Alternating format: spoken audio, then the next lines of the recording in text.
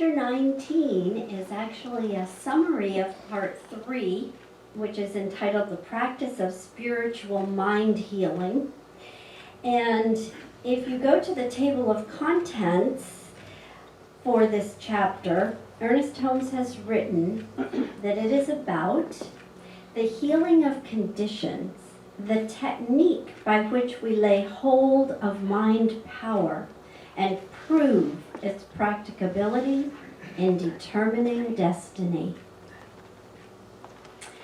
So we're talking about treatment, and so we're talking about the way we think, because truly treatment, meaning prayer, meaning spiritual mind treatment, meaning affirmative prayer, meaning our thoughts, are all about being a prayer. And there are ways to utilize our own mind, our personal mind, to achieve a greater destiny, as he calls it. So, at the very beginning, the very first paragraph, I always think to myself when I read his first paragraph in each chapter that why didn't he put that at the end? Because that is a great summary. And you're laughing, maybe you think the same sometimes. So I'm going to start there. I'm going to read it to you and then share some ideas I have about it. He starts off with a phrase that we could use over and over and over again in our life. Spirituality is natural goodness. God is not a person. God is a presence personified in us. Spirituality is not a thing. It is the atmosphere of God's presence, goodness, truth, and beauty. Religion is a life, a living. Well, in Science of Mind, on the very front cover of our book, it says, a philosophy, a way of life. One more thing. What is it, you guys? Science of Mind is a philosophy, a truth, a way of life. Anyway, my favorite is obviously the way of life part. Science of Mind is a way of life. It's a way of thinking and creating that which you desire in your life. Likewise, treatment is a way of life. It is learning how to think, how to pray rightly so well that it becomes a part of your daily thinking. It isn't something that you step out of as you practice it. But when we're first learning it, that's what it takes, practice. So let's look at that line. He says, God is a presence personified in us. The presence word is capitalized, meaning God. God is a presence personified in us. Some people have a difficult time adjusting to that way of thinking, especially if they've been in fundamental thinking where God is something outside of ourselves. And yet at the same time, fundamental thinking will say God is all that is. Yeah, I agree with that.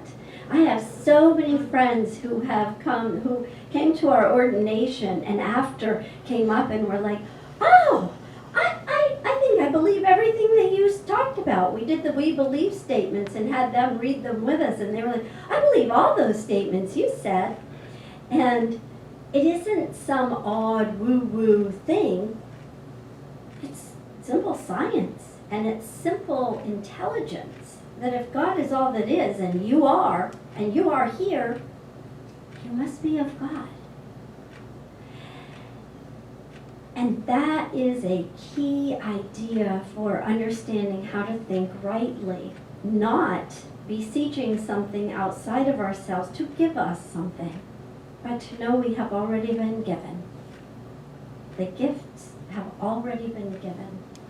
So I like phrasing that wording as God is the consciousness of all things possible. Everything possible is of the consciousness that God is. There is no limitation to you except by you. We very often say in you, to you, through you, but this one is a by you. No limitation to you except by you, because we have been given the ability to think.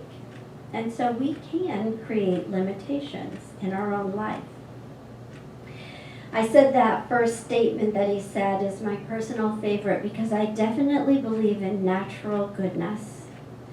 And I've had many, shall we say, conversations with people about this because some people don't believe that's true. But I absolutely believe that we are naturally good. We are inherently good, all people. And we step out of line sometimes. And when we do, we suffer the consequences of that. One of our we believe statements, my favorite, is God is the self-givingness of life. The self-givingness of life. And that being true, it means that that is what we desire, or what I want to desire to emulate, to be that self-givingness of life. And it requires, as Wayne talked about today, some giving up of things, instead of thinking, well, if I give this away, then I might not be able to get it again, or I might not have enough. But rather to think, there is plenty, there is abundance. And in actuality, as the givingness of life, I've given up nothing because there is only one. So all that is mine. I remember driving down Ridgewood one time with my children, and we were stopped at a red light, and there was a great, humongous boat, and I said, "Ooh, look kids, my new boat, do you like it?" And they were like, "Mom, that isn't your boat." And I said, "Well, it is my boat because everything in the universe is mine." And they were like, "No, it's not." And I was like, "Well, that's what I'm trying to teach you, baby." Yes, it is. And so now you just get to decide the things that are in form, like that boat, do you want it? If you want it, what are you going to do to make that happen? Because you can. You can have it. Now, let me just throw in a little aside here. I didn't intend to tell you this, but my son, you're thinking the same thing. Our son,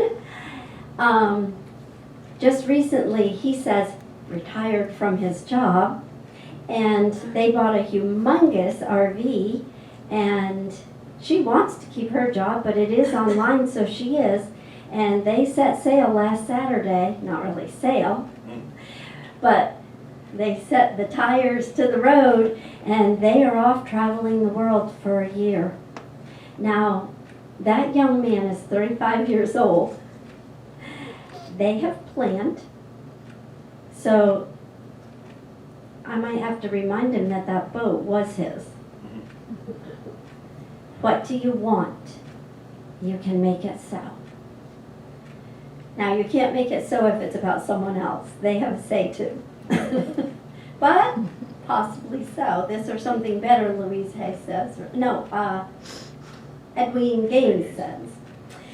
So natural goodness, the idea that God is all that is, and therefore each of us is of natural goodness. So what happens? Well, this is my belief. My belief is that we come into this form and this humanity, and we observe, and our models in life often, along with us, have not been taught how to deal with feelings and thoughts. And so we become and act either passive and or aggressive. We don't follow that perfect flow of life. And when we act passive and or aggressive, we have tendencies of anger. We become volatile, depressed, weak. Pick your poison. We think we're incapable. We think we're not good enough, or just simply not enough. There's not enough. Fill in the blank. But those are learned behaviors. And are they available? Absolutely. We can pick any of those. And we can change any of those. What happens when we take those on is that we cover over our natural goodness. But also what happens is that once we experience spirituality is natural goodness in any way, it feels like home. And the reason it feels like home is because it is. It is home. It is our natural state of being. We become awakened to our spiritual magnificence, and then we blossom. Spirituality is being held in the presence of love, all the goodness. It is the way and the truth. It is the best of the best way of living. So recently I went shopping and saw this nightgown and decided I just had to have it. On the front of it, it said, "Love more." And you know, I tell these stories a lot, so you already know that that's a big joke in our family is, love, love, love. Is that all you can say? When the kids were little. And then, now, they say, oh my gosh, I find myself saying that same thing you always said, just love one another. All you have to do is love one another. It only takes one of you. Once one of you is doing it full time, the other one has to change in relationship. So there's one thing that I know about this saying, love more, and that is that you can never love too much. Now, I'm not talking about love too unhealthily. We can all do that. I'm talking about loving too much. We can't do that. We can't love too much. But we can love more and more and more and more by becoming the self-givingness of life. So how do we learn to treat? How do we learn to pray, to think rightly? Well, for me, there's one word, although David's going to give you lots of ideas. And that one word is practice. We can take classes, read books, and immerse ourselves in the practice of thinking rightly before we speak, before we think too hard on any one topic. Ernest Holmes says the way to learn how to treat is to treat. In the beginning of this chapter, Ernest Holmes says basically what we're talking about is how to give a spiritual treatment. And so my ideas are based on that simple statement, how to give a spiritual treatment. And basically the purpose of doing a treatment is to change your mind. It's simply, I changed my mind. I no longer want to live that way, I no longer want to think that way, so I'm changing my mind, I'm going to live in a different way. How do we do that? How do we go through that process? Sometimes it takes a lot of conditioning of the brain to make that happen, and so therefore we call it treating ourselves to be able to think differently. As Jerry was talking about, there are a lot of different ways to learn how to do a treatment. And if you really, really, really want to learn how to do that, we have a 2-year class in it called Practitioner Training, which will teach you every nook and cranny about how to learn how to do a treatment. But it's not about the number of steps in a treatment. Some centers say there are 3 steps, 5 steps, 7 steps. Some people say there are certain processes or organizational methods we have to go through to be able to do effective treatment. And if you're going through the process of learning how to do it, they'll make you stick to those specific ideas and guidelines. But once you get done with the whole process, what you realize is it's all a matter about changing consciousness. That's all it is, or creating consciousness, creating a positive consciousness. You know, there's no magic words or mystical phrases that are going to help you through the process. And there's not an incantation or a conjuring up of special forces or godly energies or anything like that. It's not in the words even, it's in the consciousness behind the words. It's what the belief systems are that you want to experience and then bringing that forth into your life. Ernest Holmes says if we could forget philosophy is profound, that religion is spiritual and life serious, all of which may be true, but if we could forget all these things and approach reality as normally as we go about our daily affairs, we would be better off. We didn't think about this spiritual experience as being something really big, really profound, really difficult and just lived it like we go about our daily lives, it would be so much more simple. Actually, everyday life, is miraculous. And we perform fascinating manifestations in every single now moment. And we take them for granted, not realizing that we are always treating, we're always praying, we're always creating, and every single thought we have is a prayer. Every thought. Our predominant thought patterns are creating our life experience, either consciously or unconsciously. And the trick is to learn how to do it consciously, to intentionally create that which you wish to experience, rather than the 99% of our, well, 95% of our thought processes that are unconscious, stinking thinking, that are actually creating the circumstances in our lives. We can consciously shift those ideas and create only that which we do wish to experience. Do you ever notice that whenever describing our emotions, we sometimes struggle with the words? When you're trying to describe a deep feeling that we're having, or a conflict, or a circumstance, whatever. And I think the reason for that is because our inner truth wants to come out regardless of what we wish to express. What we wish to say sometimes gets run over by what we really do believe and what we really do feel. And have you ever noticed when you're ever in a conversation with somebody about your emotions, you hear yourself saying things and you go, oh, I didn't know I really thought that way. Yikes. That's a scary idea. I kept coming up with this word, I think about words, the words that we use when we describe things, and how sometimes those words are not really accurate. And this word kept coming up to me, inadvertently. Inadvertently. And I thought, what exactly does that word mean? It means by mistake, but it doesn't really mean by mistake. If you break down the word, advertently means of the truth. Well, I didn't truly mean to say that, but it came out that way. That wasn't really what I meant to say, but somewhere under the surface, it's the way it came out. I said it inadvertently. Now, whether is it really the truth, or is it really not the truth? Because if it really is what you actually felt like saying, but you didn't say, or what you really believe under the surface, and you're trying to hold back, but it just popped forward, did I inadvertently say something that I didn't really mean to let the cat out of the bag? Interesting idea. Spinoza says that mind and matter are the same thing. And that's the whole key to understanding the process of manifestation, the whole key to understanding the process of treatment. Mind and matter are the same thing. And so whatever we hold in our thoughts become manifest in our reality, in our experiences, in our circumstances. Ernest Holmes says, my so-called mind is not another mind. It is the mind of God, but it is thinking individually. So I create the same way that the divine creates.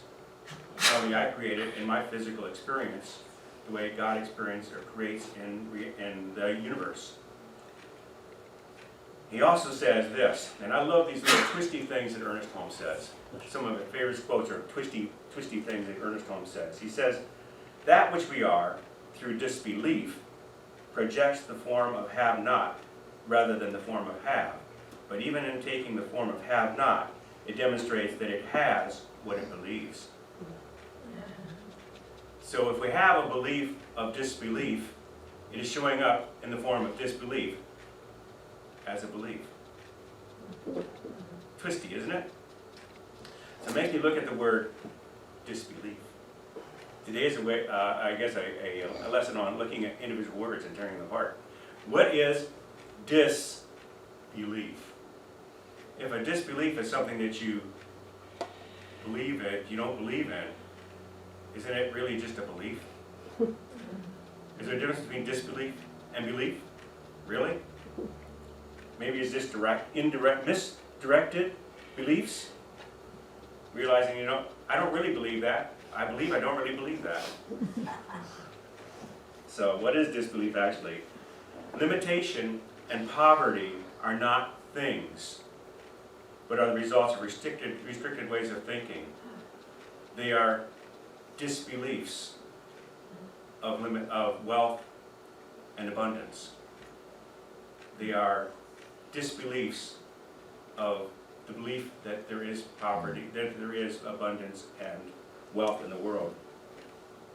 Ernest Holmes, when he does his treatments, and he taught how to do treatment in the early days of Centers for Spiritual Living, Church of Religious Science, and they taught classes and practitioners and ministers how to do this whole process, because it really is the foundation of who we are, what we do.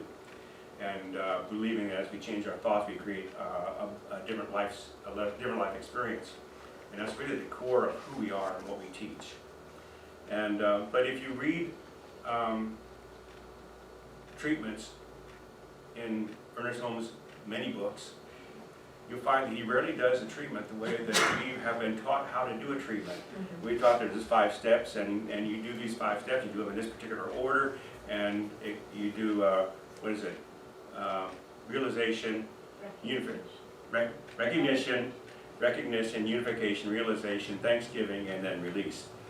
Ernest Holmes will start doing his treatment, and he'll start going on and doing his treatment. He said, I know that God is all that is, and I don't know one with all that God is. So there we've got the first 2 steps.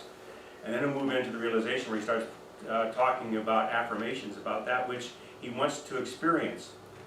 When he comes across a word, or a phrase, or an idea that he doesn't really, absolutely, 100% buy into, and he goes back to knowing that God is all that is, and I am one with all that is, I understand that this is the truth about me as well, so therefore this must be true as well. And if he gets to another point, he comes to another stopping part, and he goes all the way back to the beginning again. Knowing that God is all that is. He always goes back and forth.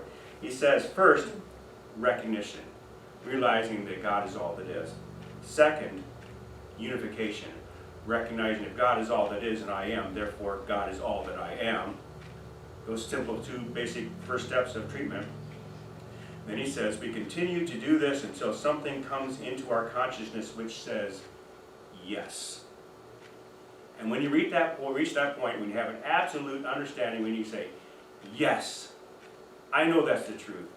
I completely can invest all my beliefs into that with no disbelief whatsoever, no inadvertent mistakes.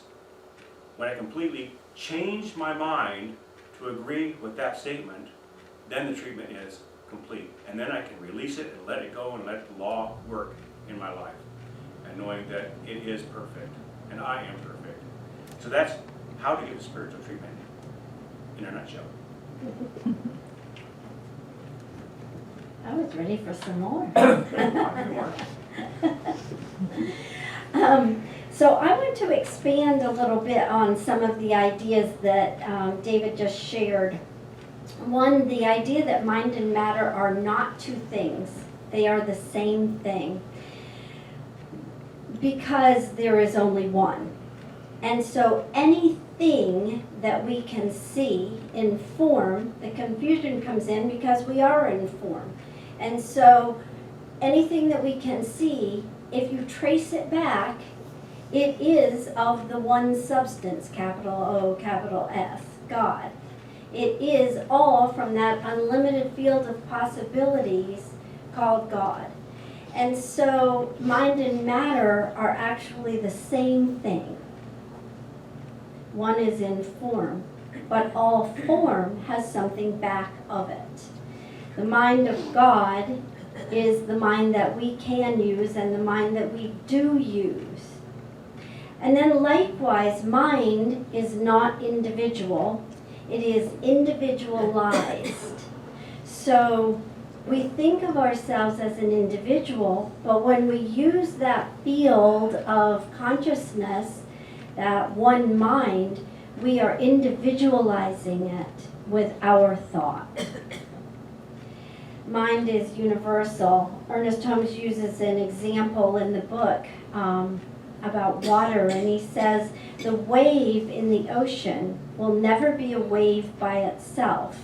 It will be the ocean as a wave. That is all it will be, caught up as a wave, but still the ocean. And the same is true for us. We are individualized and have an individualized mind, but we are still the one life. The book goes on to talk about Jesus and what Jesus said about God delivering everything to him. But he could not, and Jesus said that he could not do, he could do nothing except God as him, in him, doeth the works. And likewise, our mind is individualized in us, yet it is still the one mind of God, and God doeth the works as you, in you. And I think that we would be remiss if we did not address healing of dis-ease within this talk, because that is something that most of us experience in human form. And so here's what Ernest Holmes says, and I invite you to take a breath and really take these words in, because these are about the healing of disease, but they are also true for any idea that is going on in your life right now. And A in absolute is capitalized, referring to God. We enter the absolute in such degree as we withdraw from the relative. The Bible tells us not to count our enemies. It is not easy, is it, to turn from a disease and know that there is no disease, when we know very well that it is an experience of the moment. This is not easy, but the one who can do this can heal. In God we live and move and have our being, and in God all things are possible. Know this and mentally connect to it with all your heart, all your soul, and all your mind. And in conclusion, I would like to share with everyone that if there is a particular treatment idea that you would like to become more familiar with, Ernest Holmes has on page 319 to 333 reminders on how to give spiritual mind treatment, because we can make a difference in our own lives and the lives of others. And so it is.